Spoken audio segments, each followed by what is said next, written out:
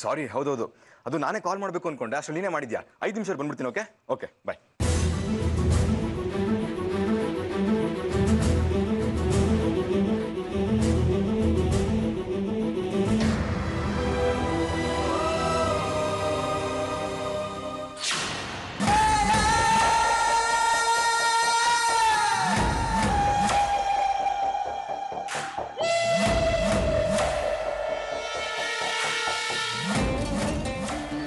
ಏನು ಅನ್ಬಾರ್ದಂತೆ ಅಂತ ಅವ್ರಿಗೆ ಹೊರಟೋದ್ರು.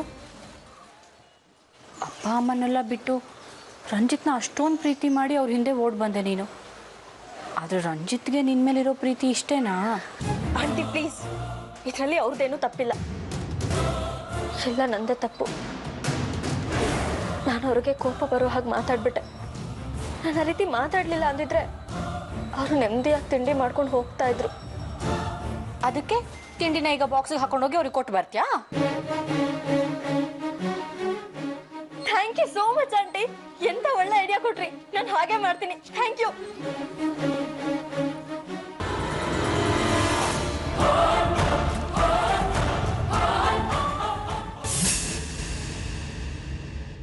ಅರ್ಪಿತಾ ಆಂಟಿ ಹೇಳಿರೋ ಥರ ಎಲ್ಲ ಏನೂ ಇರಲ್ಲ.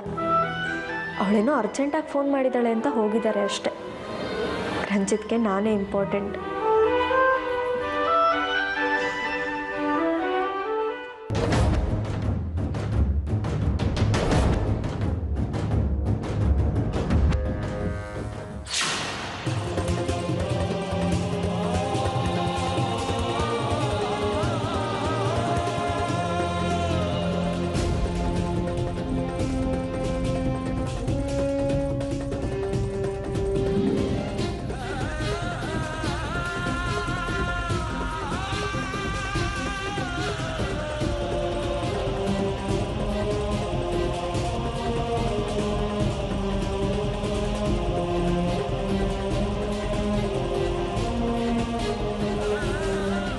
ತಿಂಡಿ ತಿನ್ನೋದಕ್ಕೂ ಟೈಮ್ ಇಲ್ಲ ಅಂತ ಹೇಳಿ ಬಂದವರು ಇಲ್ಲಿ ಆರಾಮಾಗಿ ನಿಂತ್ಕೊಂಡು ಮಾತಾಡ್ತಾ ಇದ್ದೀರಾ.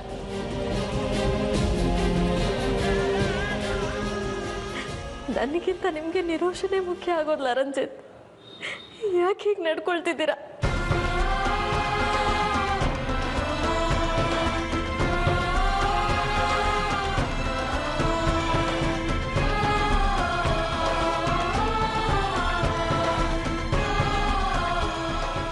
ಅದು ಇನ್ಸ್ಟಾಲ್ಮೆಂಟ್ ಡೇಟ್ ಹತ್ರ ಬಂತಲ್ವಾ, ಅದನ್ನ ಕೇಳೋಣ ಅಂತಾನೆ ಫೋನ್ ಮಾಡಿದೆ. ಫೋನಲ್ಲಿ ಹೇಗೆ ಕೇಳೋದು ಅಂತ ಗೊತ್ತಾಗಿಲ್ಲ, ಅದಕ್ಕೆ ಮೀಟ್ ಮಾಡಕ್ ಹೇಳ್ದೆ. ನನಗೂ ಗೊತ್ತು. ಅದು ನಾನೇ ಕಾಲ್ ಮಾಡಬೇಕು ಅನ್ಕೊಂಡೆ, ಈ ಕೆಲಸದ ಬಿಸಿಲಿ ಮರ್ತೋಯ್ತು ಅಷ್ಟೇ. ಪರವಾಗಿಲ್ಲ, ಇನ್ಸ್ಟಾಲ್ಮೆಂಟ್ ಕಟ್ಟಕ್ಕಿನ್ನು 1 ವೀಕ್ ಟೈಮ್ ಇದೆ. ಆದ್ರೆ ಕೊಟ್ಟೋರು ಕೇಳೋಕ್ ಮುಂಚೆ ಕಟ್ಬಿಟ್ರೆ ಒಳ್ಳೇದಲ್ವಾ? ಇಲ್ಲಾಂದ್ರೆ ಒಂದಿನ ಲೇಟ್ ಆಯ್ತು ಅಂದ್ರು ಇಂಟ್ರೆಸ್ಟು ಅದು ಇದು ಅಂತ ಮತ್ತೆ ಪ್ರಾಬ್ಲಮ್ ಆಗುತ್ತೆ. ಹೌದು, ನೀನು ಹೇಳ್ತಿರೋದು ಸರಿ. ಒಳ್ಳೆ ಟೈಮಲ್ಲಿ ಜ್ಞಾಪಿಸ್ತೆ ನೀನು. ನಿನ್ನ ಹೆಲ್ಪ್ನ ನಾನು ಸಾಯೋವರೆಗೂ ಮರೆಯಲ್ಲ. ಹೆಲ್ಪ್ ಅಂತ ಯಾಕೆ ಅನ್ಕೋತೀರಾ? ತಂಗಿ ಅಣ್ಣಂಗೆ ಮಾಡ್ತಿರೋ ಸಹಾಯ ಅಂತ ಅನ್ಕೊಳ್ಳಿ.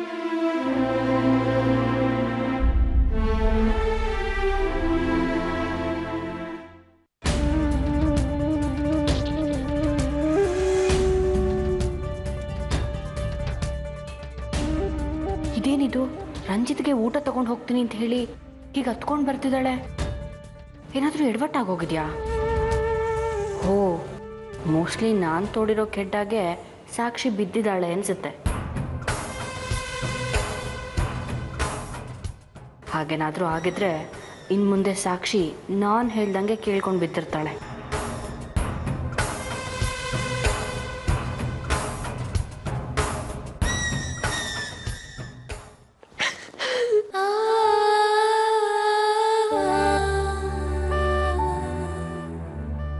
ಯಾಕೆ ಸಾಕ್ಷಿ ಅಳ್ತಿದ್ಯಾ?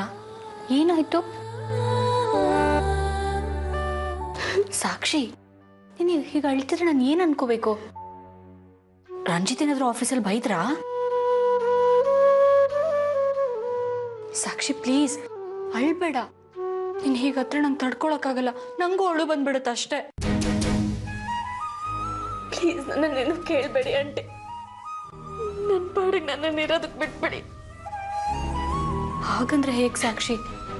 ಇಷ್ಟೊಂದು ಹತ್ರ ಏನಾಗಬೇಕು? ತಲೆನೋವು ಬರುತ್ತೆ ಅಷ್ಟೇ. ಇರು, ನಾ ಕಾಫಿ ತರ್ತೀನಿ. ಪ್ಲೀಸ್, ಏನು ಬೇಡ ನನಗೆ. Leave me alone.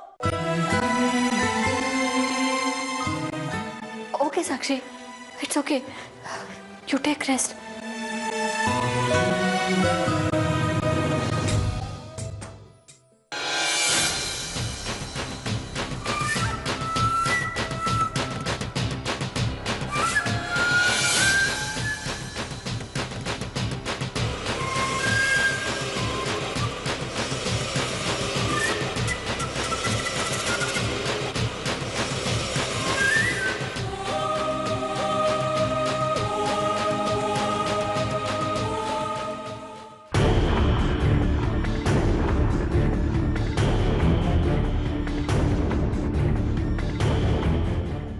ಹೇಳು ಅರ್ಪಿತಾ, ಯಾರು ಸಾವಿನ ಸುದ್ದಿ ಕಿವಿಗೆ ಹಾಕಬೇಕು ಅಂತಿದ್ಯಾ?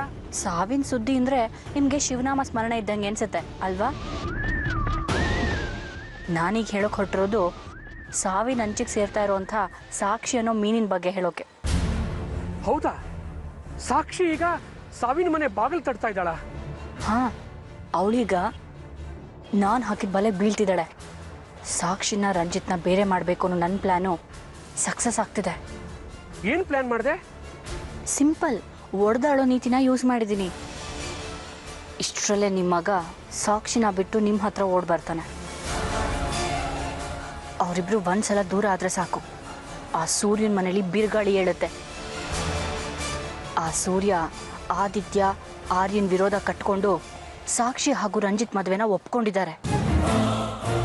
ಈ ಸಮಯದಲ್ಲಿ ಸಾಕ್ಷಿ ರಂಜಿತ್ ದೂರ ದೂರ ಆದರೆ ಸೂರ್ಯನ ಮನೇಲಿ ಎಲ್ಲರೂ ನಾಯಿಗಳ ಥರ ಕಚ್ಚಾಡ್ತಾರೆ.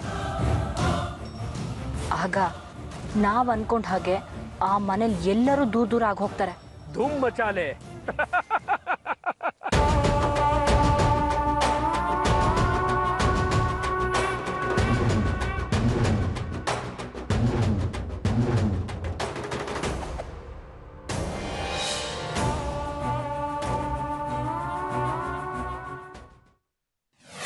ಸಾರಿ, ಹೌದೌದು, ಅದು ನಾನೇ ಕಾಲ್ ಮಾಡಬೇಕು ಅನ್ಕೊಂಡೆ, ಅಷ್ಟರಲ್ಲಿ ನೀನೇ ಮಾಡಿದ್ಯಾ. 5 ನಿಮಿಷ ಬಂದ್ಬಿಡ್ತೀನಿ. Okay okay.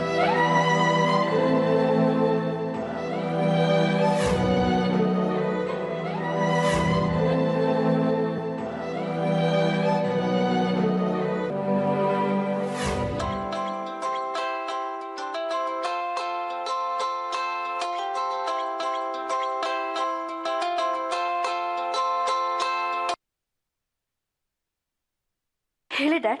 ಸಾಕ್ಷಿ, ನಾಳೆ ನಮ್ಮ ಮನೇಲಿ ಸತ್ಯನಾರಾಯಣ ಪೂಜೆ ಇಟ್ಕೊಂಡಿದ್ದೀವಿ. ನೀನು ರಂಜಿತ್ ಮಿಸ್ ಮಾಡದೆ ಬರಬೇಕು. ನೋಡೋಣ, ಸಾಧ್ಯ ಆದರೆ ಬರ್ತೀನಿ. ಯಾಕೆ ಸಾಕ್ಷಿ? ಯಾವಾಗಲೂ ಮನೆಗೆ ಬಾ ಅಂತ ಹೇಳಿದ್ರೆ ಖುಷಿಯಿಂದ ಬರ್ತಿದ್ದೆ. ಈಗ ನೋಡೋಣ ಅಂತ ಹೇಳ್ತಾ ಇದೆಯಲ್ಲ, ಏನಾಯ್ತು ಸಾಕ್ಷಿ? ಏನಾಯ್ತು ನನ್ನ ಹತ್ರ ಹೇಳು. ಏನಿಲ್ಲ ಡ್ಯಾಡ್, ಚೆನ್ನಾಗೇ ಇದ್ದೀನಿ. ನೀನು ಮಾತಾಡೋದ್ರಲ್ಲೇ ಗೊತ್ತಾಗ್ತಿದೆ ಏನೋ ತೊಂದರೆಯಲ್ಲಿದೆಯಾ ಅಂತ. ಏನಾಯ್ತು ನನ್ನ ಹತ್ರ ಹೇಳು ಸಾಕ್ಷಿ. ಏನಿಲ್ಲ ಡ್ಯಾಡ್, ಮತ್ತೆ ಮತ್ತೆ ಯಾಕೆ ಹೇಳ್ತೀರಾ?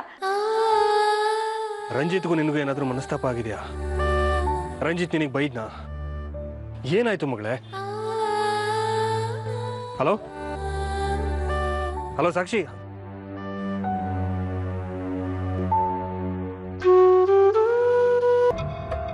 ಸಾಕ್ಷಿ, ಊಟ ಕೊಡ್ತೀಯಾ?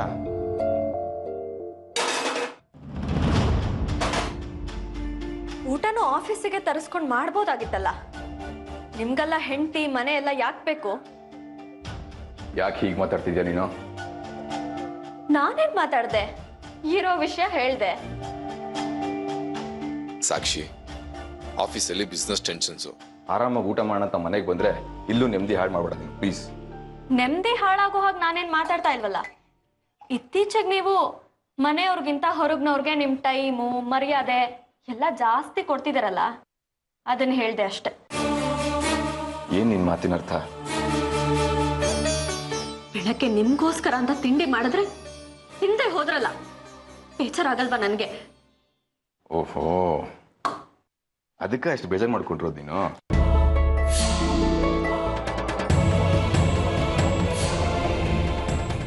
ಸಾಕ್ಷಿ, ಈಗ ತಾನೇ ನನ್ನ ಬಿಸ್ನೆಸ್ಸು ಚೆನ್ನಾಗಿರ್ತಿದೆ.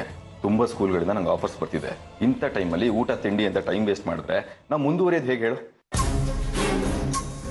ನೀವೇನ್ ಕೆಲಸ ಮಾಡಬೇಡಿ ಅಂತ ನಾನು ಹೇಳ್ತಾ ಇಲ್ಲ. 3 ಹೊತ್ತು ಬಿಸ್ನೆಸ್ ಬಿಸ್ನೆಸ್ ಅಂತ ಇದ್ರೆ ಮನೆಯಲ್ಲಿ ನಾವು ಇದೀತಾನೆ, ನಮ್ಮ ಬಗ್ಗೆನೂ ನಿಮಗೆ ಯೋಚನೆ ಬೇಕಲ್ವಾ? ನೀವೇ ನನ್ನ ಜೊತೆ ಪೂರ್ತಿ ದಿನ ಇರಿ ಅಂತ ಹೇಳ್ತಾ ಇದ್ದೀನ? ಅಟ್ಲೀಸ್ಟ್ ನಾನ್ ಮಾಡಿರೋ ತಿಂಡಿನೂ ತಿಂದೆ ಹೋಗ್ತಿರಲ್ಲ ಕಂಡ್ಕೊಂಡವ್ರು ಫೋನ್ ಮಾಡಿದ ತಕ್ಷಣ. ಸಾಕ್ಷಿ, ನಾನೇನು ತಿಂಗಳು ಸಂಬಳ ಕೆಲಸ ಮಾಡ್ತಿದ್ದೀನ? ನಾನು ಮಾಡ್ತಿರೋದು ಬಿಸ್ನೆಸ್ಸು. ಯಾರು ಎಷ್ಟೊತ್ತಿಗೆ ಫೋನ್ ಮಾಡಿ ಆರ್ಡರ್ಸ್ ಕೊಡ್ತೀನಿ ಅಂದ್ರು ನಾನು ಹೋಗ್ತಿರ್ಬೇಕು ಅಲ್ವಾ? ರಂಜಿತ್, ಸಾಕ್ಷಿ ಹೇಳ್ತಿರೋದು ಅದನ್ನಲ್ಲ. ನೀವು ಬೆಳಿಗ್ಗೆ ಯಾರೋ ಫೋನ್ ಮಾಡಿದ್ರು ಅಂತ ಸಾಕ್ಷಿ ಕೊಟ್ಟು ತಿಂಡಿನೂ ತಿಂದೆ ಹೊರಟೋದ್ರಲ್ಲ, ಅದ್ರ ಬಗ್ಗೆ ಅವಳು ಕೇಳ್ತಿರೋದು ಅಲ್ವಾ ಸಾಕ್ಷಿ?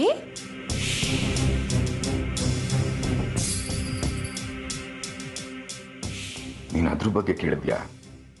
ಮೊದಲು ನಾನು ಕೇಳೋದಕ್ಕಿಂತ ಮುಂಚೆನೆ ಎಲ್ಲ ಹೇಳ್ತಾ ಇದ್ರಿ, ಈಗ ಎಲ್ಲದನ್ನು ನಾನೇ ಕೇಳಬೇಕು. ಇನ್ಮೇಲೆ ತಿಂಡಿ ಮಾಡೋದಕ್ಕಿಂತ ಮುಂಚೆ ನಿಮ್ಗೆ ಕಾಲ್ ಮಾಡಿ ಕರಿತಾ ಇರ್ತಾರಲ್ಲ, ಅವ್ರ ಹತ್ರನೇ ಪರ್ಮಿಷನ್ ತಗೊಂಡ್ಬಿಡ್ತೀನಿ. ಅವ್ರ ತಿಂಡಿ ಮಾಡು ಅಂದ್ರೆ ಮಾಡ್ತೀನಿ, ಇಲ್ಲ ಅಂದ್ರೆ ಇಲ್ಲ.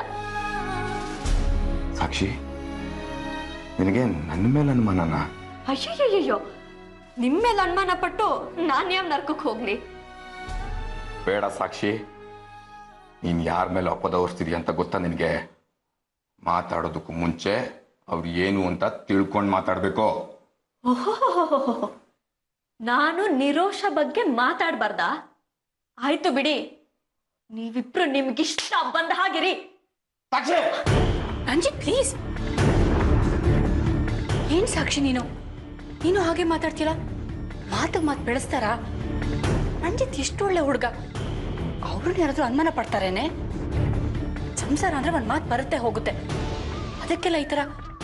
ರಂಜಿತ್ ಪ್ಲೀಸ್, ನೀವಾದ್ರೂ ಸಮಾಧಾನ ಮಾಡ್ಕೊಳ್ಳಿ. ನೀವು ಸುಮ್ಮನೆ ಇದ್ಬಿಡಿ. ಮಗುನು ಚಿವುಟಿ ತೊಟ್ಟು ತಗೋ ಕೆಲಸ ಮಾಡಬೇಡಿ. ಗಂಡ ಹೆಂಡತಿ ಮಧ್ಯ ಬಂದ್ರೆ ಯಾಕೆ ಬರಬಾರ್ದು? ಈ ಮನೆಯಲ್ಲಿ ನನಗೆ ಅಂತ ಇರೋದು ಅವರೊಬ್ರೆ. ಅದಕ್ಕೋಸ್ಕರ ಯಾರು ಇಲ್ಲ ಅಂತ ಆ ಧೈರ್ಯದ ಮೇಲೆ ನನ್ನ ಮೇಲೆ ಹಠ ಸಾಧಿಸ್ತಾ ಇದ್ದೀರಾ? ಅದೆಷ್ಟು ದಿನ ಹೀಗೆ ನಡ್ಕೊಳ್ತಿರೋ ನಡ್ಕೊಳ್ಳಿ, ನಾನು ನೋಡ್ತೀನಿ.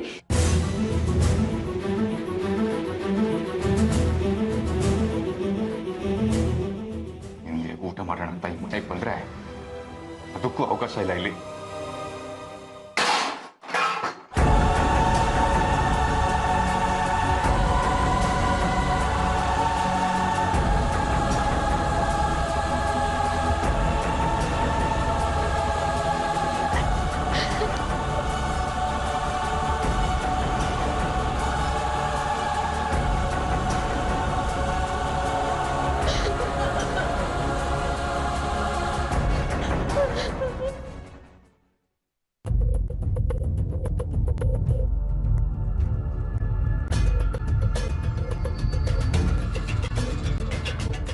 ಆದಿ, ಯಾಕೆ ಟೆನ್ಷನ್ ಅಲ್ಲಿದ್ಯಾ?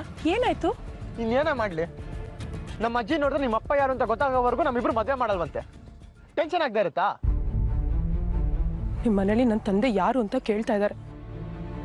ಆದ್ರೆ ನಿನಗೆ ನನ್ನ ತಂದೆ ಯಾರು ಅಂತ ಗೊತ್ತಿದ್ರು ಅದನ್ನ ಹೇಳೋದಕ್ಕೆ ಹಿಂದೂ ಮುಂದೆ ನೋಡ್ತಾ ಇದ್ಯಾ.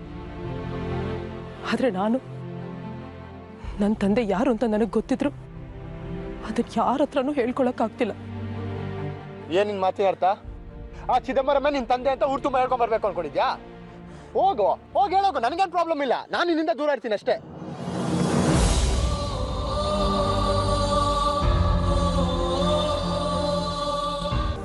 ನಾನು ಹೇಳಿದ ಆಗಲ್ಲ ಅತಿ. ನೀನು ನಿಮ್ಮ ಮನೆಯವ್ರಿಗೆ ಚಿದಂಬರಮ್ಮೆ ನನ್ನ ತಂದೆ ಅಂತ ಹೇಳಿ ಅಕಸ್ಮಾತ್ ಅವ್ರು ಯಾರು ನಮ್ಮ ಮದ್ವೆಗೆ ಒಪ್ಪಿಲ್ಲ ಅಂದ್ರೆ ನನ್ನ ಸ್ಥಿತಿ ಏನು ಅನ್ನೋ ಆತಂಕ ಕಣೋ ನನಗೆ. ನೋಡು ನಿರೋಷ, ನಮ್ಮ ಮನೇಲಿ ಈ ಮದುವೆಗೆ ಒಪ್ಪಿದ್ರು ಸರಿ, ಒಪ್ಪದೆ ಇದ್ರು ಸರಿ, ನಾನು ನಿನ್ನನ್ನೇ ಕಣೆ ಮದುವೆ ಆಗೋದು.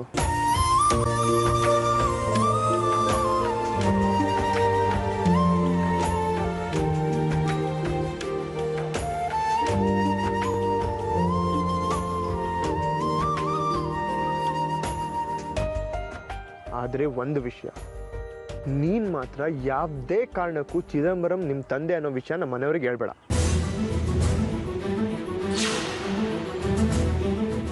ನನಗೆ ಕ್ಷಮಿಸ್ಬಿಡು ಆದಿತ್ಯ. ನಾನೀಗಾಗಲೇ ನಿಮ್ಮ ಮನೆಯವ್ರಿಗೆ ವಿಷಯ ಹೇಳಿದ್ದೀನಿ. ಏನು ಮಾಡಲಿ, ನನಗೆ ಸತ್ಯ ಮುಚ್ಚಿಟ್ಟು ಮದುವೆ ಆಗೋಕ್ಕೆ ಇಷ್ಟ ಇರಲಿಲ್ಲ. ಅದಕ್ಕೆ ನಿನಗೆ ವಿಚಾರ ತಿಳಿಸ್ದೆ ಅವ್ರಿಗೆ ಹೇಳಿಬಿಟ್ಟೆ. ಈಗ ಅದೇ ವಿಷಯ ಇಟ್ಕೊಂಡೆ ನಿನಗೆ ಅವರು ನನ್ನ ತಂದೆ ಯಾರು ಅಂತ ಪ್ರಶ್ನೆ ಮಾಡ್ತಾ ಇದ್ದಾರೆ. ಹೇಯ್, ಏನು ಯೋಚನೆ ಮಾಡ್ತಿದ್ಯಾ? ನಾನು ಹೇಳಿದ್ದು ಅರ್ಥ ಆಯ್ತಾ?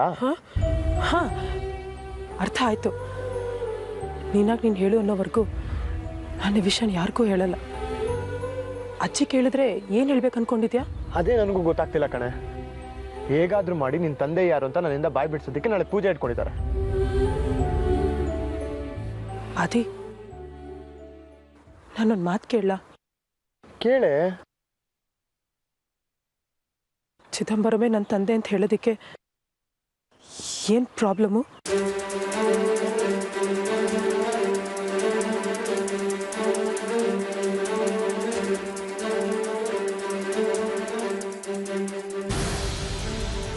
ಆ ಲೋಫರ್ ಚಿದಂಬರಮೇ ನಿನ್ನ ತಂದೆ ಅಂತ ಹೇಳ್ಕೊಳಕ್ಕೆ ನನಗಿಷ್ಟ ಇಲ್ಲ. ಚಿದಂಬರಮೇ ನಿಮ್ಮ ತಂದೆ ಅಂತ ನನಗೆ ನಮ್ಮ ಮನೆಯವರಿಗೆ ಒಪ್ಪಿಸ್ಬೇಕು ಅಂತ ನಿನ್ನ ಮನಸ್ಸಲ್ಲಿದ್ದರೆ ನಾಳೆ ಪೂಜೆಗೆ ಬರಬೇಡ. ಆ ರೀತಿ ಯಾವ ಆಲೋಚನೆಗಳು ಇಲ್ಲದೆ ಇದ್ದರೆ ನಾಳೆ ಪೂಜೆಗೆ ಬಾ.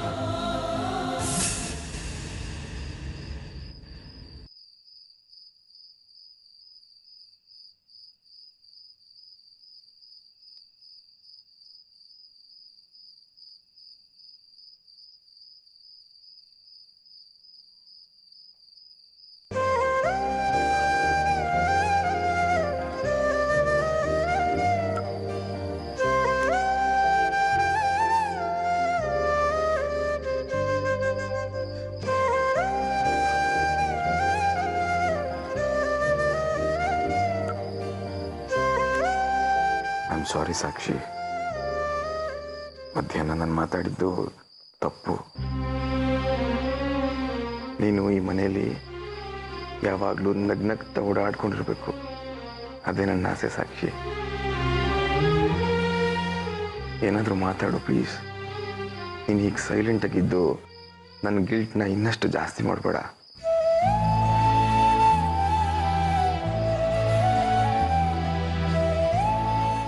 ಸರಿ, ನಿನ್ನ ಕೋಪ ಎಲ್ಲ ಕಡಿಮೆ ಆದಮೇಲೆ ಮಾತಾಡುವಂತೆ, ಸರಿನಾ? ಈಗ ನನಗೆ ಹೊಟ್ಟೆ ತುಂಬ ಹಶು ಆಗ್ತಿದೆ, ಊಟಕ್ಕೆ ಹಾಕ್ತೀಯಾ ಪ್ಲೀಸ್?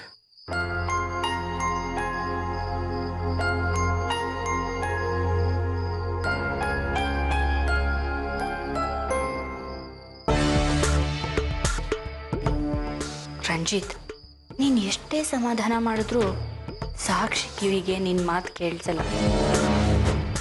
ಈಗ ಅವಳು ಕಿವಿ ಕೇಳಿಸೋದು ಏನೇ ಇದ್ರೂ ನನ್ನ ಮಾತುಗಳು ಮಾತ್ರ. ನೋಡ್ತಿರು, ನಿನ್ನ ಸಂಸಾರನ ಹೇಗೆ ನಿನ್ನ ಕಣ್ಣು ಮುದ್ದೆನೆ ನುಚ್ಚು ನೂರು ಮಾಡ್ತೀನಿ ಅಂತ. ನೀನು ಹೀಗೆ ಮೌನವಾಗಿದ್ರೆ ಪ್ರಾಬ್ಲಮ್ ಸಾಲ್ವ್ ಆಗುತ್ತಾ? ಏನಾದರೂ ಮಾತಾಡು ಸಾಕ್ಷಿ, ಅಟ್ಲೀಸ್ಟ್ ಜಗಳ ಆಡು, ಪರವಾಗಿಲ್ಲ. ಮಾತಾಡೋದ್ರಿಂದ ಏನು ಪ್ರಯೋಜನ ಇಲ್ಲ. ನಿಮ್ಮ ಮಾತು ನನಗೆ ಅರ್ಥ ಆಗಲ್ಲ, ನನ್ನ ಕಾಳಜಿ ನಿಮ್ಗೆ ಅರ್ಥ ಆಗಲ್ಲ. ಅದಕ್ಕೆ ಮೌನವಾಗೇ ಇದ್ದೀನಿ. ನನ್ನ ಮೌನ ನಿಮ್ಮ ಪ್ರಶ್ನೆಗಳಿಗೆ ಉತ್ತರನೂ ಆಗಿರ್ಬೋದು, ಪ್ರಶ್ನೆನೂ ಆಗಿರ್ಬೋದು.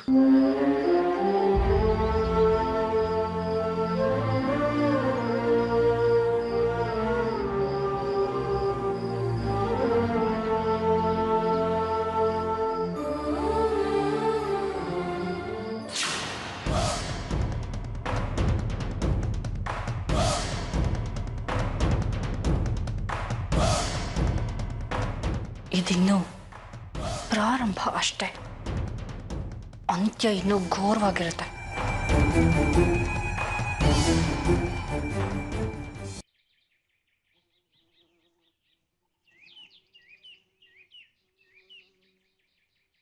ಸಾಕ್ಷಿ, ಒಂದು ಲೋಟ ಕಾಫಿ ಕೊಡು.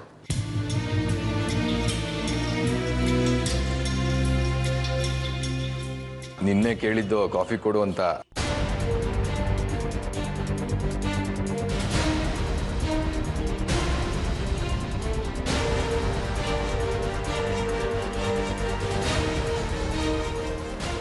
ಕಾಫಿ ಕೊಡಲ್ವಾ? ಏನಾಗಿದೆ ನಿಂಗೆ? ನನಗೇನೂ ಆಗಿಲ್ಲ, ಆಗಿರೋದಲ್ಲ ನಿಮಗೆ. ಮೊದಲಿನ ಹಾಗಿಲ್ಲ ನೀವು. ಮದುವೆ ಆದ್ಮೇಲೆ ತುಂಬ ಬದಲಾಗಿದ್ದೀರಾ.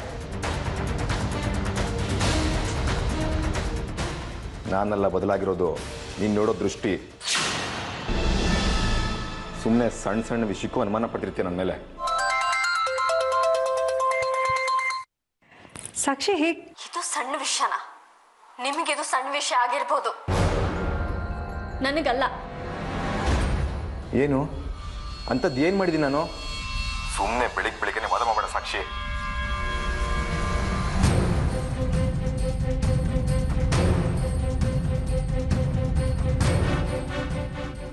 ನಿಮ್ಮನ್ನ ನಂಬಿ ಮನೆಯವ್ರನ್ನೆಲ್ಲ ಬಿಟ್ಟು ಬಂದೆ.